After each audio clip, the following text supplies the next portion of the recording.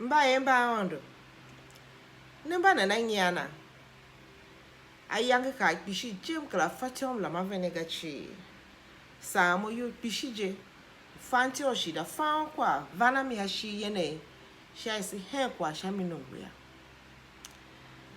ma bibilo yang ne ma kwa shun don pishi je mo ken kroniku sho kwa tí ó kìkì ṣakínúgbè kàrú yìn zanzan kínúgbè kàrú tààlà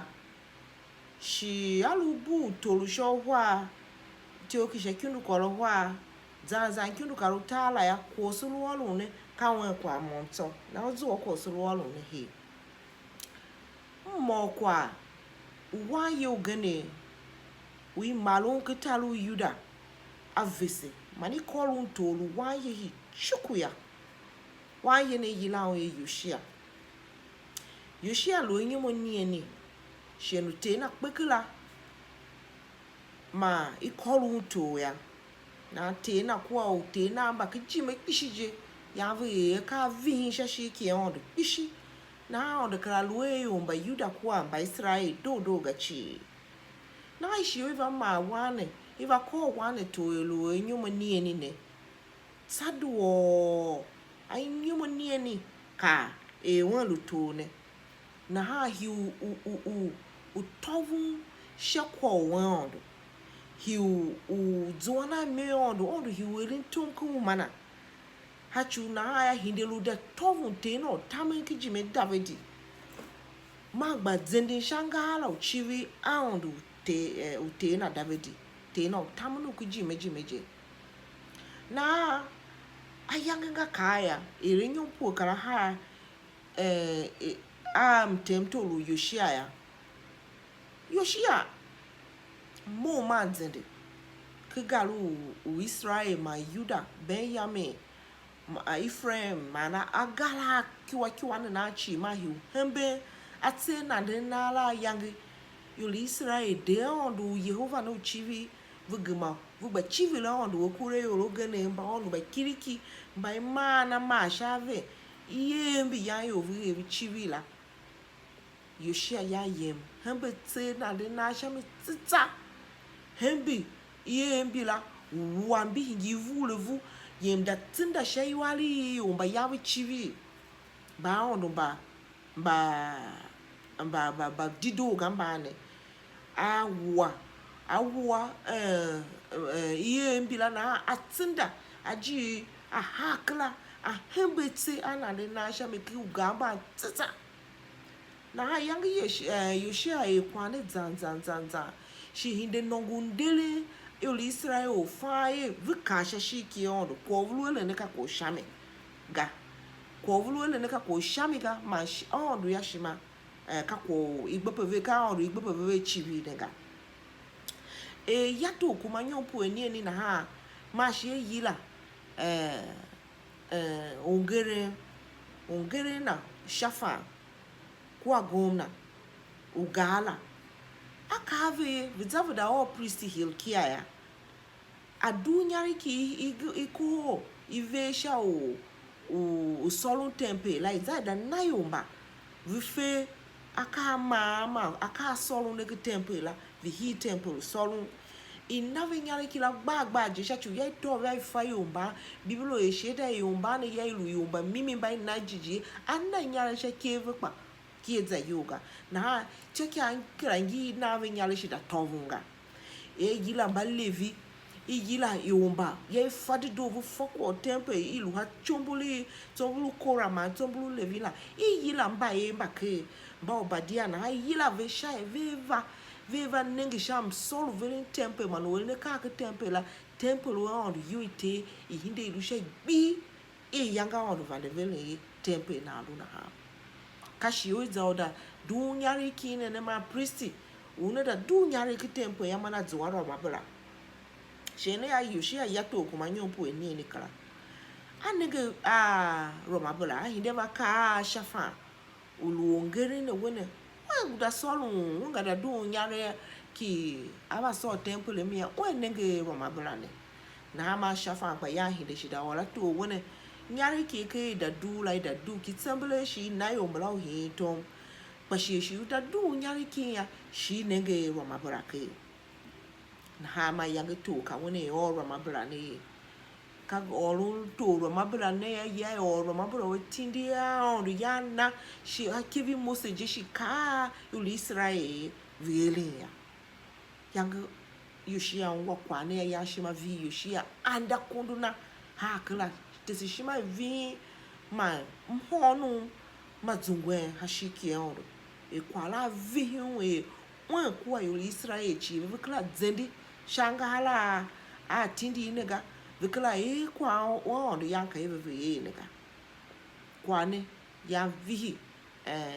to yoshekshi shachu na haya aka hilkia kwa yumba gane ba tindi ve vidza da sonte shachina ma hachu Israel ma yuda chi Shai all that zungo vem hono they have petindi oh ondo ma yui ondo gishave ma ya fadi do woni alu ondo shima vi une vea ivere ye kala lukule vega shima vi ne ondo la edoga na ha ma ya priest Hilkia mohe yem ken garu gane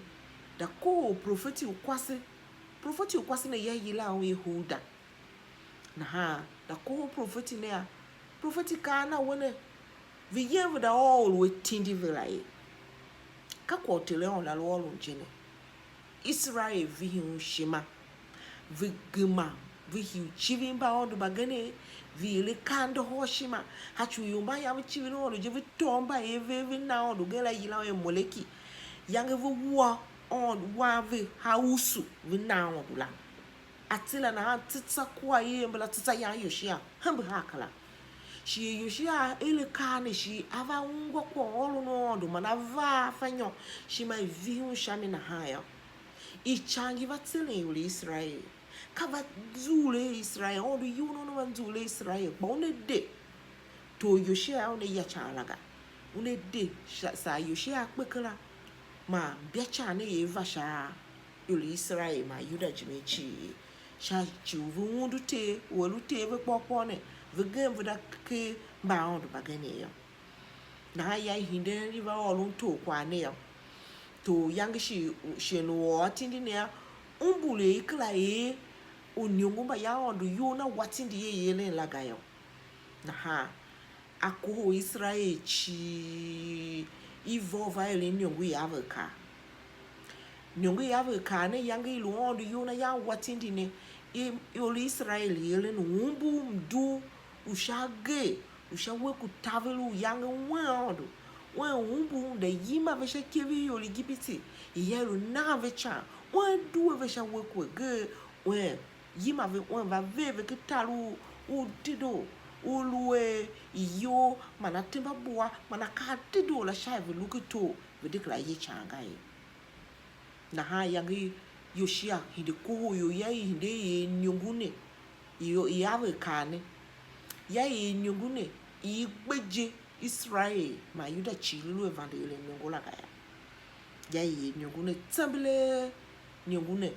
shi uye nyungune ya iworwa mabra ni hato yo Israel ma yuda kwa piave mbalamba yawe facho ko wa nyungune ya iworwa mabra ni hatove na ha to yoshia yona itende zo wona weyo ka ondo wona chivi jene shimba ya luhe chi ya ke ve ka ondo ve chivi shive elensha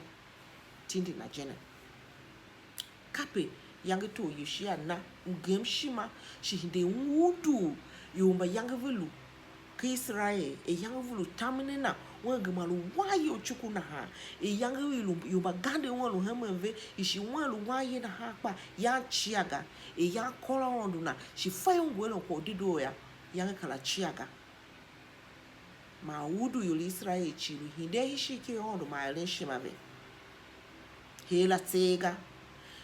kwa ondo yange vande tsinga olu we kava male wanki yuda ti wala yo alu yoshia ma yoshia don't never hembete Yeroboam ya take bete ilu chivi ba ondo bagane shami ilu wele ne kando hoshima shiki ondo shami ma yang prophet ya do ki yuda la ya ka woni ava ma wa la no wo prophet ba vulu chivle ba on ba ganin ba unin na da ku we sha tsila ka ko ya yu shi ayi fojela na myo yo de ya na sha ke bi prophet la ya myo la kwa ka ka bibiro na sheda ha yanga yu shi chi ya yu shi vi on shi maga e ko won du ya ola jili ya ba fai ka ko on ola ya e ko la jili gama ka kpega gama ka yanga gama ka bisiga mo kwa ne ya shi ma tankwe shi tave mo pa shi ma tankwe ya ha yanga amne na mgwe shi ma tave tuhu ere shi ma on du mimi ma sha ba shi ma na ha pa ka ko hi jela ka gba owo eshima ondo ya gbo tawo eshima agbo uve eshima sha me ondo la tse sha yijili aluhishi ki wan ye shine luhishi ki ogana pa shima yo ya lu yeren to mo onda tindu sha me la tse de game ke mesi shin ke jim ke ya pa ka e to mla jili una no viere ma da pa ko ge ushim he sha me ya arungu wan ye pa ondo na fa to yeren to nklewe why you when you money e call to why you when you money ni fatio utonka shimana na ya na odo le tonka shimana ya ahinde da to kulu to mbaka jime awumbu te no vesi David wele kwa shima ya odo la machine nge ya odo lo ve David ve ntempto lo o David za do yo e ya David ya tsana chicha chi pa odo kedunga kako gani wolu jela ulu wa yipo na ya aunu ne etom ke uma wo sho ne etom obo ko gani wolu shim he ya imyo ya ondo ngikbe kinyaga yanga ondo ma ditsinga olu ko yushi achieve iva ma yushi ashi fafa yushi ayi pa e batu kave yila na ha yushi ya lu a reformation king kape magane ya kave yila onjela lutulu hinden kolone sima iwogema solu wa vele shachiu aund aetomovea ikiwe Israel mani yuda yengeshi tawe na hapa wayo ya na ya hashike umana ya aund fato yusewa kalenkele na irentoma yuli Israel shikwa olu na odu wegbeke nyaga ya shi ya shamivu bibilo kabe se yang yushi ava kpea yangi yo va Israel chi yang va achu sham lu bibilo wa yang kpeko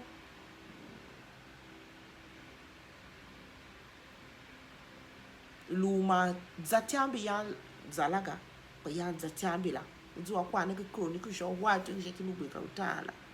ma zatiambi la na ha hingilu da kpenku ngu sonu me we ma mochi ma so bibiro e yang yoshi ada oro mabula ve gama shima na ha bibiro ne ma se gam shima we ma mo se lu wa ye shi so ganda pa sinna ya aunda eto nkede vese